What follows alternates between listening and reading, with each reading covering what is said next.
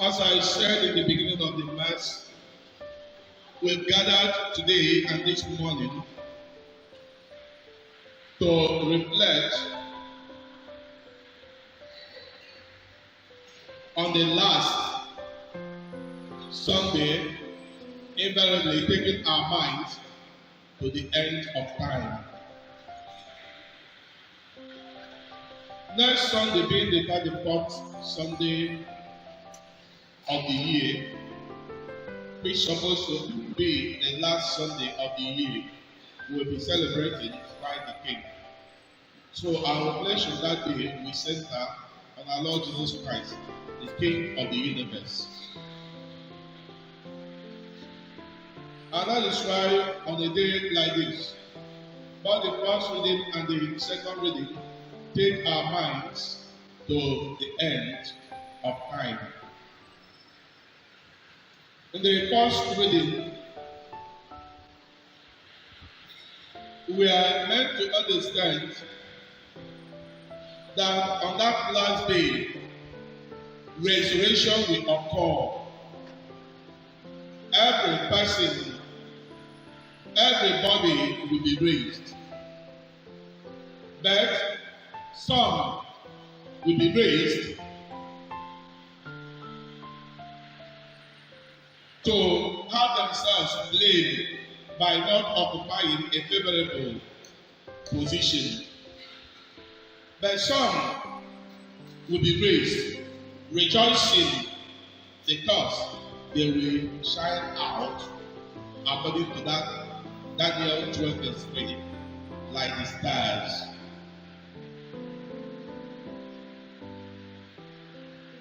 In the second reading, our Lord Jesus Christ has offered an everlasting and eternal sacrifice for sin and has no need of offering it upon an arm. That sacrifice is enough. If we can tune in and avail ourselves of the benefits of that sacrifice by living the life of our Lord Jesus Christ, the life of sacrifice, then you know, teaching others to do the same. We know that we'll be among those people who will laugh, who will merry, who will be joyful on that end of time, on that last day that we will be raised. In the gospel passage, Jesus Christ, on speaking on this end of time, gave us signs that we take our minds to the end of time. He said, when these things will start happening, for sure, we know that the end of time is near.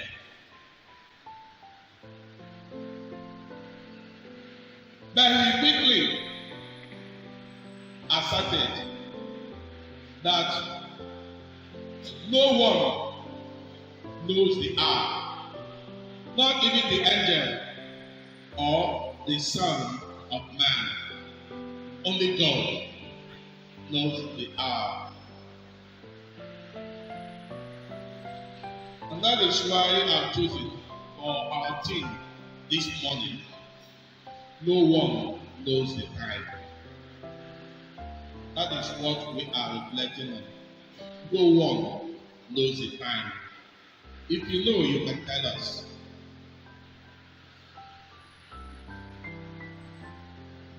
From all we've listened, from our Christian knowledge, and even from the worldly knowledge, it is certain that everyone, especially Christians, that this life, this world, will definitely come to an end. This is certain, and nobody is doubting it. It's just not a question of being a Christian or belonging to one religion or the other. It is clear, it is certain that this world must come to an end. And we continue saying, having it, that everything that has beginning must come to an end. At times, due to the happenings around us, I overheard one old woman lamenting during this period when there was shedding of blood everywhere, killing, shooting, rumors of war. Every country, this country is fighting war with this. Or even in the country, this tribe is fighting war with the other tribe. Even in a town, you see this England fighting war with the other, killing one another. And that woman admitted, they have become one baby. Now can untenable one. So the woman said, this is the end time sign. This shows that the world is coming to an end. That is what this woman admitted. So, you see, some of us may be forecasting, predicting with what is happening around that the end time is by the corner, is at our doorpost. Some have attempted to be stage for that. I remember the year 2001, after my operation, I was posted to St. Peter Clever's in a week. And there, I noticed that some people were preparing for the 3 days darkness of the end of time. You see people drying certain food items, breadfruit, leaves, and other things that can be dried. Drying fish, meat. They said then that within these 3 days, nobody will go out. You see people buying candles that they will burn that period. Because we will not even go out to buy kerosene. And eventually, that year passed, and the 3 days darkness never came. And up till now, we never experienced 3 days darkness. And what surprised me, people were preparing just on how to take care of their body so that they will not die of starvation. Nobody cared to ask, fathers, will there be compassion to get ourselves prepared as well? So that if it happens that we are doing within that 3 days darkness, we must have been prepared spiritually. They were just thinking of what to eat and how to sustain the body. Nobody was thinking of the soul. We are preparing for the end time, 3 days darkness. Unfortunately, the uncertainty about the end time is this: nobody knows the hour, and nobody knows the time.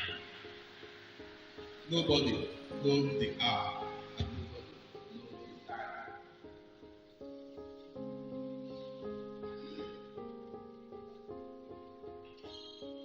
Jesus Christ advised us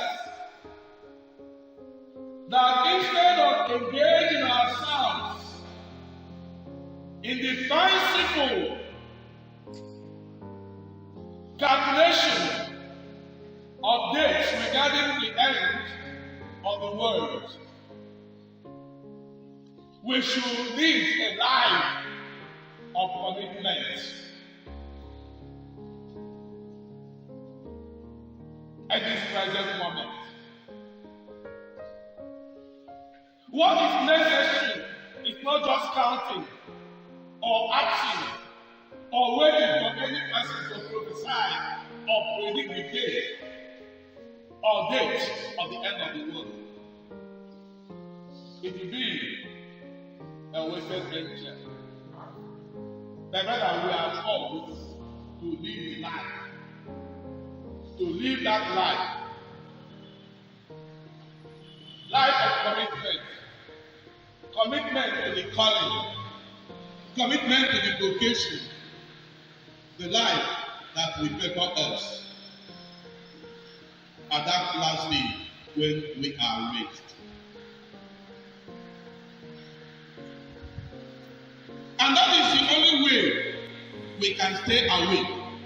That is the only way we can be alert.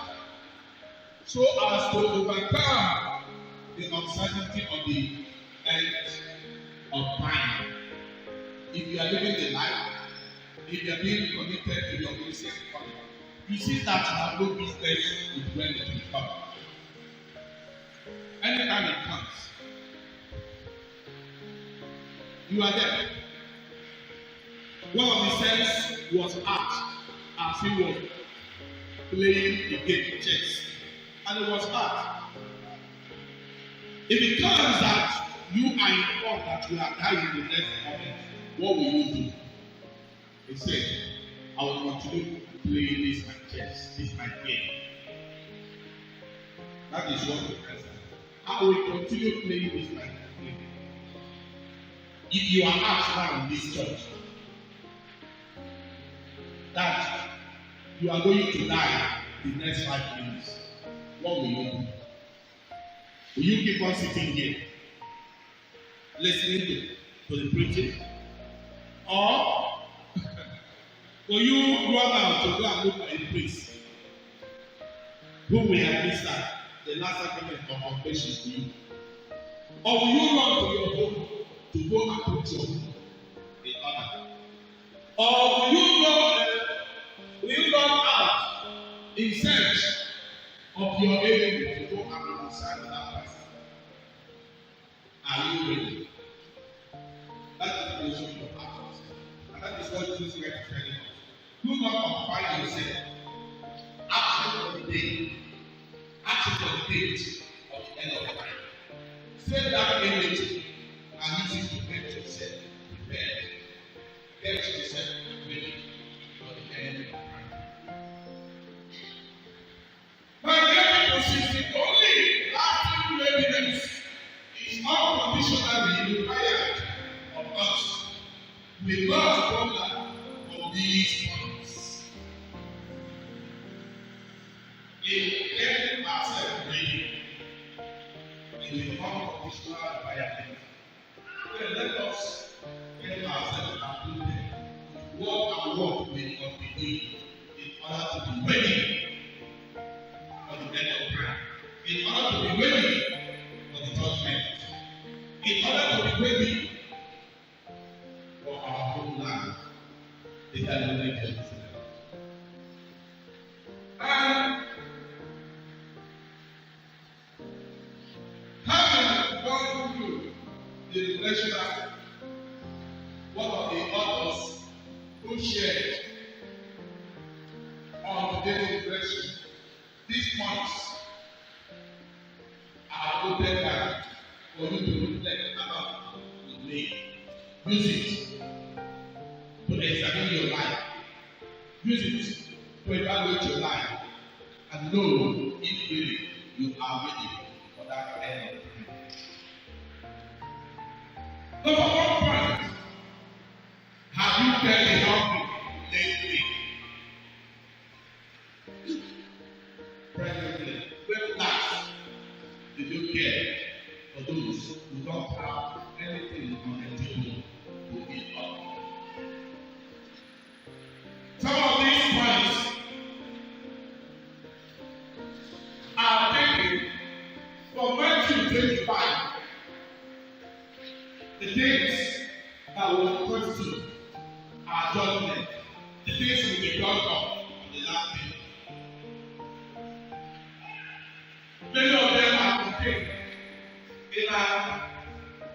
temporal and spiritual works of mercy. The good work we must be doing in order to enter the kingdom of heaven. According to the question of the disciples and our Lord Jesus Christ. The second point, have you given drink to the gospel?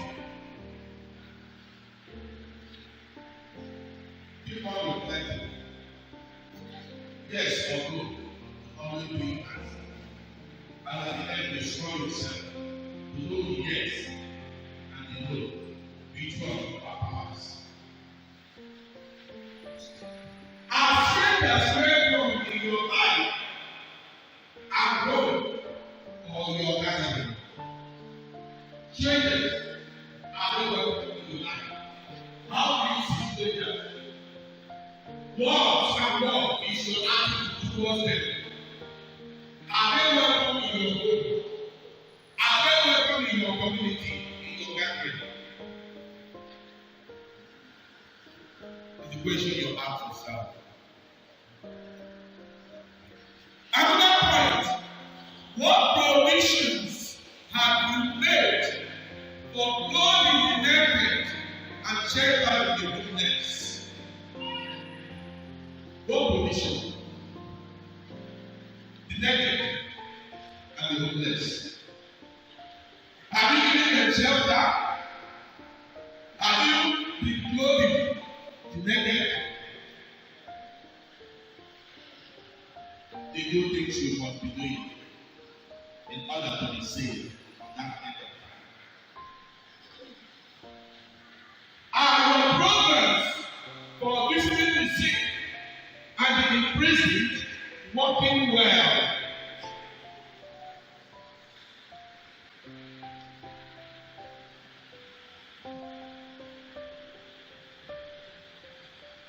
I must confess, apart from the time I was in seminary, being assigned to visit the prison, we do go to that prison yard in beside the old park in Enugu.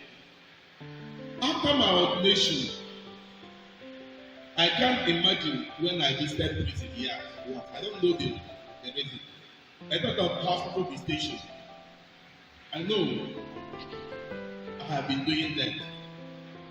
So when I was reflecting on this, I was having a very guilty conscience that I have not embarked on the apostolate of visiting those in prison. Our dear Archbishop has taken it upon himself. At times, almost all his birthday, he celebrates it with those in prison.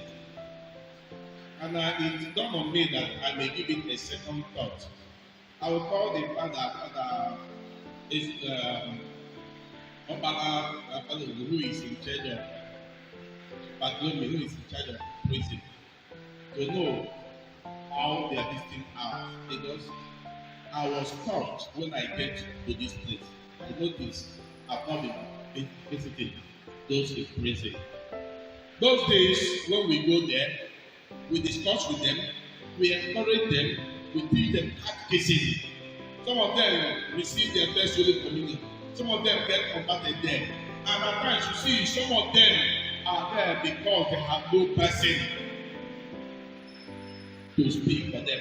Not because they have done anything. They are just there.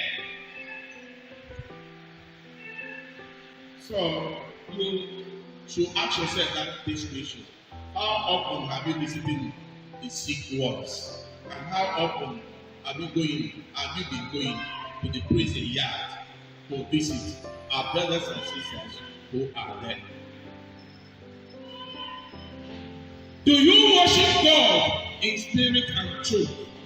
Our Lord Jesus Christ says that in John chapter 4, when he was addressing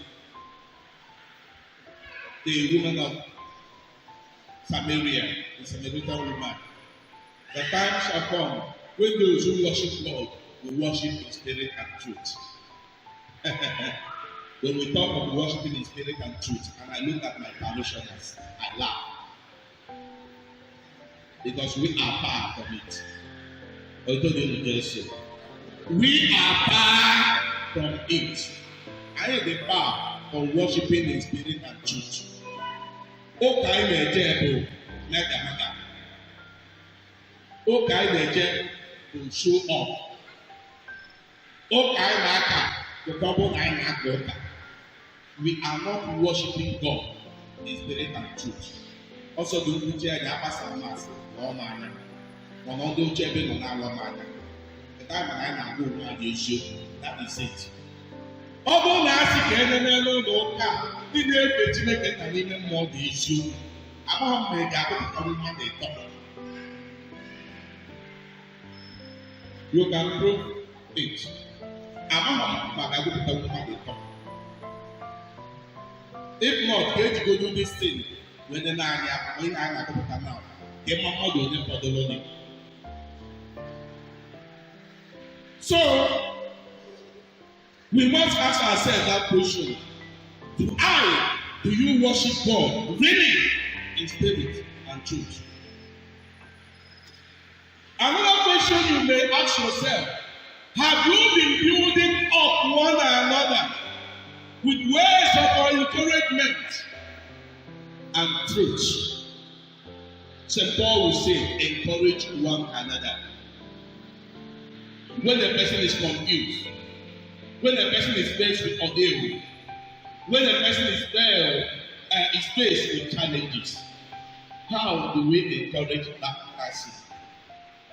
And not just encouraging a person, feeding that person with lies, with falsehood. Until they will just no.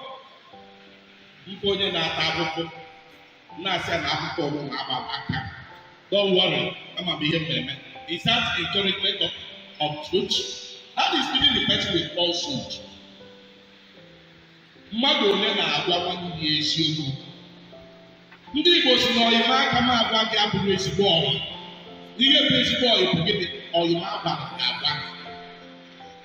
When you see a person, you just encourage that person and feed that person with truth, the real life, not feeding the person with falsehood. You ask yourself, it's not just all about encouraging one another, but also telling ourselves the truth. Have you been reconciling enemies, making peace, and comforting those who mourn? Have you been reconciling enemies? That's the question. Oh, when you are about the issue this young, when things are moving well, when people are going on well, you just come and put dissension among them. According to the book of Proverbs, it is said that any person who does that is abominable before God. Only of them they teach the teacher a teacher in that is Proverbs.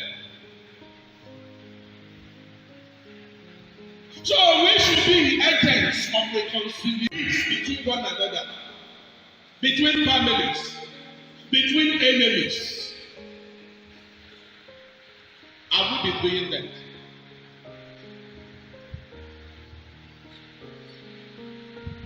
What have you done to reduce violence in your community? Or violate wages within yourself or your own heart? Ibu ọbata osi, ibu fuel na-eme ọkụ na-ewu ewu, ọ na-ewu mmanya. Ọkụ ifuru na-ewu ewu a na-akakụ akakụ. Ebe a ha na-ozugbo ifuru fuel tinye ya, ojimulu. We are talking of reducing violence. N'ime anya akụ na ebe mmadụ na-aba n'anya, ọ bụrụ na esiri ya na ihe ga-emebi. Wee nọ nwayọọ, okwu dị nlo, ịka ahụba. Trying as much as possible to reduce the perceived violence that would have come out of it.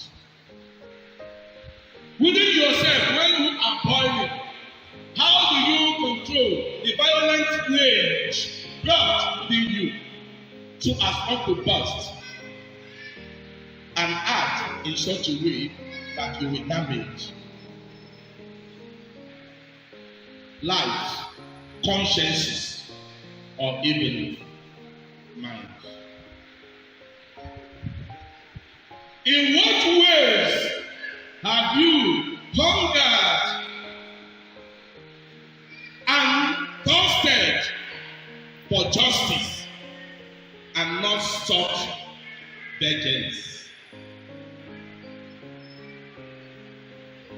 You know, at times you seek for justice, and when you are seeking for justice is not seeking for vengeance.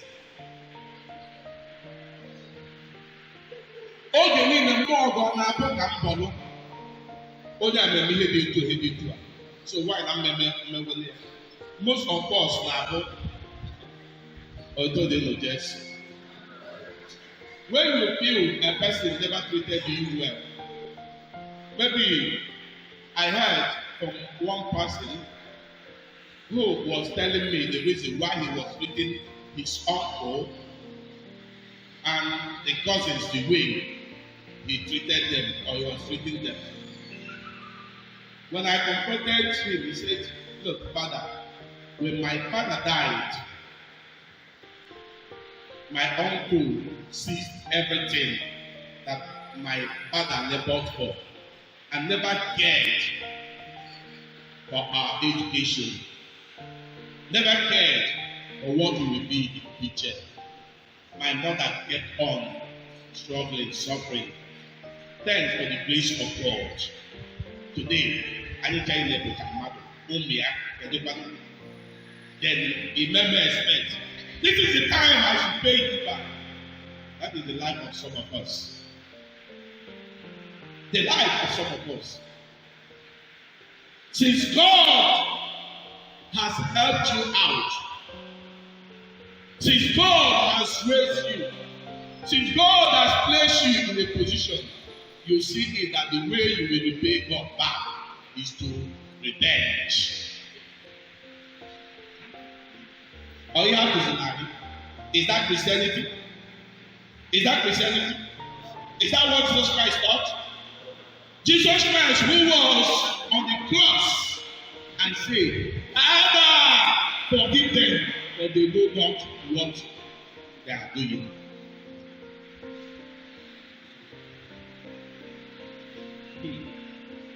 That is why I asked that question. After going all through this, you and I, can we say that we are ready for that end of time? Can we say that we are really worshiping God in spirit and truth? Have you preached the good news lately by your words and your lips? Very, very important. Ọbụrụ na m na ebe a na-ekwu nkwuchi enyeje ọsọ okwu ọnụ mana m dome reflect okwu Chukwu a na-ekwu. Ọba uru, I cannot boast that I have preached the gospel. The same thing with you. Also, the blue Bible reading. Also, the blue Bible go one. Also, the morning cry every morning. And all those things. And if your life fails to reflect what you've been preaching, you cannot boast or claim to have preached the good news. And lastly, have your treasures been stored up in heaven? Have your treasures been stored up in heaven? Where is your treasure? Ndị Igbo si n'ebe akụ ndị mmadụ dị, ebe a obi onye ahụ na-ede dị. Kedu ebe obi gị dị? Ọ bụ na ebe obi gị dị n'ụwa, mmadụ ọnụụwa ka ị na-akwadebere onwe gị, that treasure. Ọ bụ na obi gị dị n'eluigwe na ihe nke eluigwe, ọ dị eluigwe ka ị na-akwadebere onwe gị, that treasure. Where your mind is, there your treasure. Heaven, the world. The answer is yours. My dear audience, my dear people of God, we must note, if we are not compliant with this call of readiness, we might not get through the day of judgment. Please be with you.